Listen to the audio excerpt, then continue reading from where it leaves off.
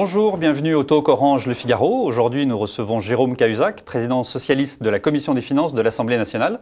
Jérôme Cahuzac, bonjour. Bonjour. Merci d'être avec nous. Le projet de loi de finances pour 2011 a été présenté au Conseil des ministres aujourd'hui. Il prévoit une baisse du déficit de 40 milliards d'euros. Le gouvernement assure avoir privilégié une réduction des dépenses. Et selon vous, une bonne stratégie? La réduction des dépenses, ou en tout cas la maîtrise de la dépense publique, est absolument nécessaire. Mais aussi loin qu'elle aille, nous savons que l'appurement des comptes du pays nécessitera un effort à demander aux Français par le biais de prélèvements supplémentaires. Et c'est d'ailleurs ce que le gouvernement fait, puisque jamais depuis 1995 et le gouvernement de Alain Juppé, jamais un gouvernement n'avait à ce point augmenté les prélèvements d'une année sur l'autre. Alors évidemment, de son côté, François Baroin réfute l'idée qu'il augmente les impôts. Il biaise d'une certaine manière dans la mesure où il joue de l'ambiguïté entre prélèvements et prélèvements obligatoires. Un impôt est un prélèvement obligatoire. Et il est vrai que dans les 10 milliards de recettes nouvelles, il y a des impôts, mais il n'y a pas que des impôts. Il y a aussi des prélèvements qui, pour n'être pas obligatoires, seront néanmoins consentis par les Français. Comment voulez-vous faire autrement que de payer la TVA à taux normal quand vous allez avoir un triple abonnement téléphone, télévision, Internet? Et c'est les Français qui, bien sûr, vont payer cela et non pas les entreprises. Comment voulez-vous faire autrement que de payer la taxe sur les contrats d'assurance? Ce n'est pas un prélèvement obligatoire, ce n'est pas un impôt au sens de François Baroin, puisque vous n'êtes pas obligé de prendre un contrat de complémentaire santé, par exemple. Comment voulez-vous que les Français évitent de payer le surplus que les compagnies d'assurance vont leur demander de payer sur leur contrat d'assurance, car ces compagnies vont devoir évidemment répercuter sur leurs clients la taxe sur la réserve de précaution. Et donc si on joue sur les mots, effectivement, les impôts augmentent peu. Mais si l'on veut dire les choses franchement aux Français, pour n'être pas des impôts et des prélèvements obligatoires, il s'agit néanmoins de prélèvements qu'ils vont devoir payer, et ça revient au même, il y en a pour 10 milliards. Le gouvernement table sur une croissance de 2% l'année prochaine. Est-ce que ça vous semble réaliste? Aucun économiste aujourd'hui ne conforte ce chiffre. Aucun. Et on peut d'ailleurs penser que les mesures d'économie que le gouvernement s'apprête à faire, qui sont très fortes, très rudes, comme les prélèvements dont on vient de parler, et qui vont bien sûr amputer le pouvoir d'achat. Donc on peut penser que cette politique-là va compromettre en partie la croissance, et notamment celle de la consommation des ménages, qui, vous le savez, est un facteur prédominant dans la constitution de la croissance du pays. Et donc, alors que déjà ce chiffre de 2% n'est retenu par personne, on peut craindre. Selon vous? Ah, c'est pas selon moi, c'est selon tous les économistes consultés qui estiment que l'année prochaine, la France devrait faire entre 1,4 et 1,6%. En même temps, pour cette année, le gouvernement avait tablé sur 0,75 et au fond, on va arriver sur une croissance à 1,5. 0,75 révisé à 1,4 et ça va être 1,5. Donc en fait, l'erreur est de 0,1 point dans le bon sens, et d'ailleurs, il vaut mieux s'en réjouir. Mais là, nous ne sommes pas avec une différence de 0,1 point, nous sommes avec une différence de 0,5 points, et je reprends ce que je vous disais, les mesures qui sont prévues dans ce budget risquent de compromettre davantage encore cette croissance-là. Comme le budget est bâti avec une croissance de 2%, si en définitive la croissance est de 0,4, 0,5 ou 0,6 points de moins, cela voudra dire qu'il faudra faire des efforts supplémentaires, sauf à ne pas respecter la parole de la France à l'égard de ses partenaires.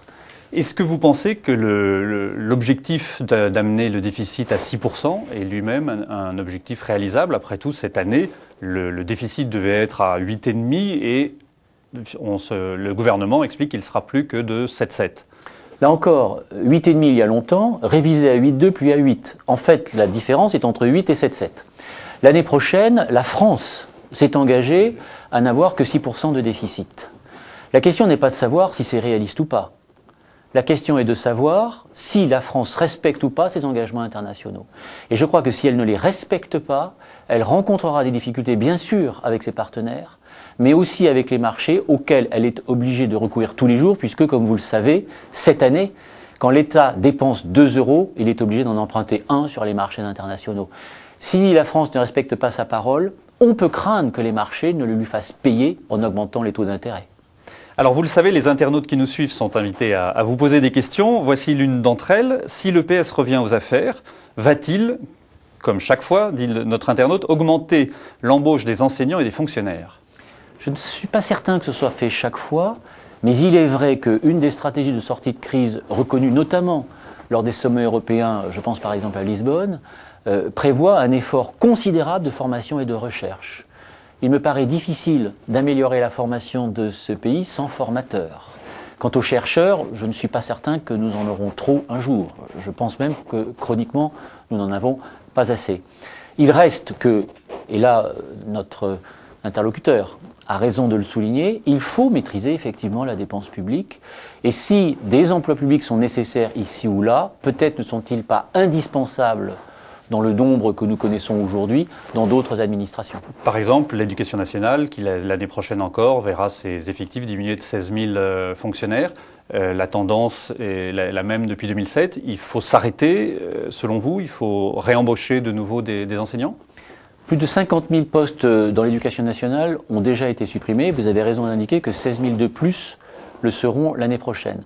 Dans les territoires, et notamment dans les territoires ruraux, alors on peut faire l'impasse sur les territoires ruraux, mais dans les territoires ruraux, cela a des conséquences aujourd'hui en termes de fermeture de classes et fermeture d'écoles, en termes de difficultés pour l'accès d'une certaine manière à un enseignement qu'on peut espérer de qualité, ce qui suppose un nombre d'enfants par classe qui ne soit pas excessif.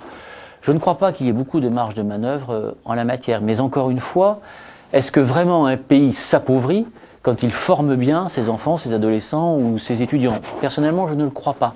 Pour autant, je le répète, dans certaines administrations, il est probable qu'une diminution du nombre d'agents de l'État ne compromettrait pas la qualité du service.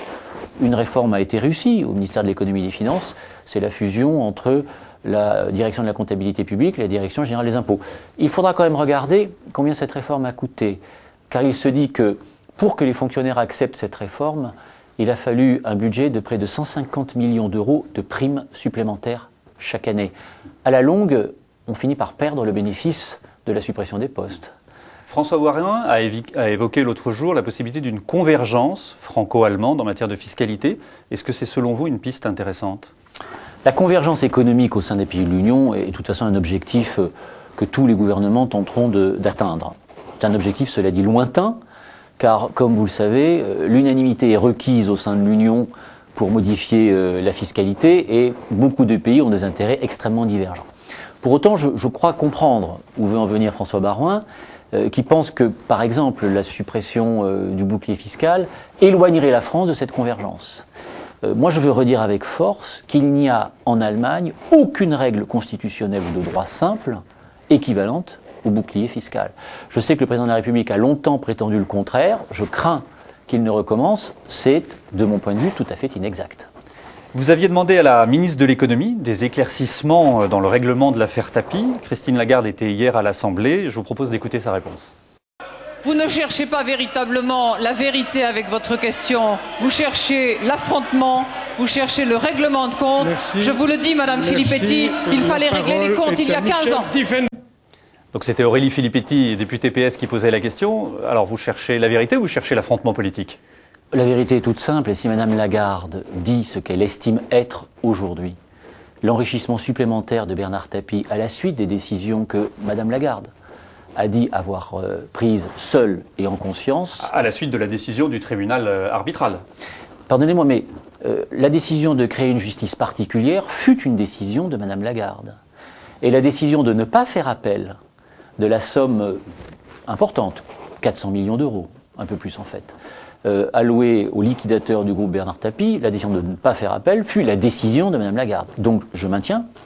Les décisions de Madame Lagarde ont évidemment contribué à un enrichissement supplémentaire de Bernard Tapie. Lui-même d'ailleurs n'en conteste pas la réalité. S'il m'écrit de façon peut-être un peu alambiquée ce qu'il estime être cet enrichissement personnel. Mais si Madame Lagarde nous dit ce qu'est son estimation de l'enrichissement personnel de Bernard Tapie à la suite des décisions qu'elle a prises, la chose s'arrête immédiatement et la vérité est connue de tous. La seule chose que je demande, comme parlementaire autant que président de la Commission des Finances, c'est que dès lors qu'il s'agit d'argent public, la transparence soit faite.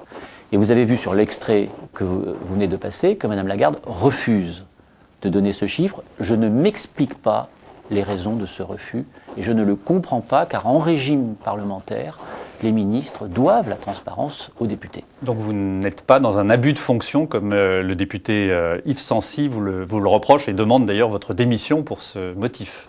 Oui, j'ai appris ça ce matin, effectivement. Bon, vous connaissez la formule, tout ce qui est excessif est un peu insignifiant.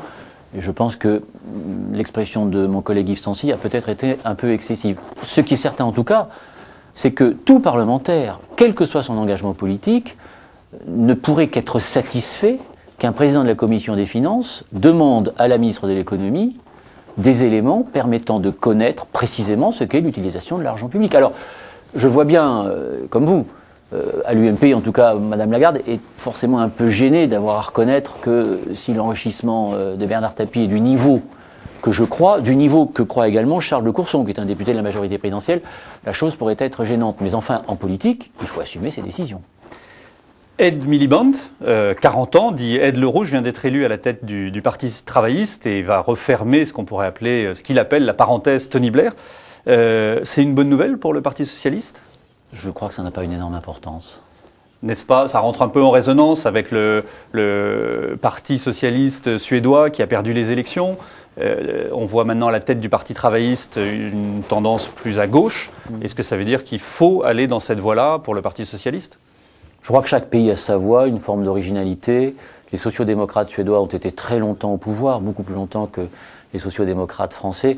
Quant aux Britanniques, nos amis britanniques, je veux dire, ils poursuivent et depuis longtemps un destin particulier, personnel et souvent isolé du destin de l'Europe. Ça n'est pas nouveau et c'est également vrai pour chacun des partis qui constituent leur vie politique.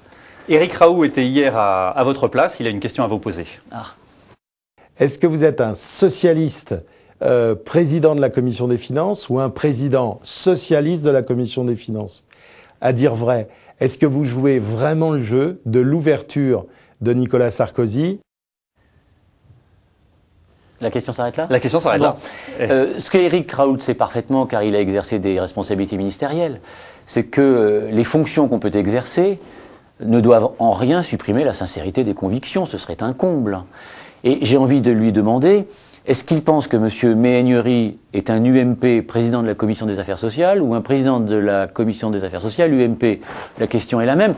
Plus fondamentalement, au nom de quoi, parce que j'appartiens à l'opposition, j'aurai une liberté de parole plus contrainte comme président de commission que mes collègues présidents de commission, mais qui, eux, appartiennent à la majorité. Si l'ouverture, pour l'UMP ou peut-être pour le président de la République, si l'ouverture, ça consiste à confier des responsabilités à l'opposition, avec en contrepartie le fait que celui ou celle qui exerce cette responsabilité doit oublier son engagement politique et donc se banaliser, il fallait le dire tout de suite. Mais ça ne fut pas dit, car si tel avait été le cas, je ne crois pas que quiconque aurait joué le jeu. Voilà, donc cessons de se moquer du monde, et il n'y a aucune raison que ma parole soit plus contrainte parce que j'appartiens à l'opposition que celle de mes collègues présidents de commission qui, eux, appartiennent à la majorité au Parlement. Tout le monde doit être traité sur un pied d'égalité. Jérôme Cahuzac, merci beaucoup d'avoir répondu à nos questions. C'est moi qui vous remercie. À demain pour une prochaine émission du Talk.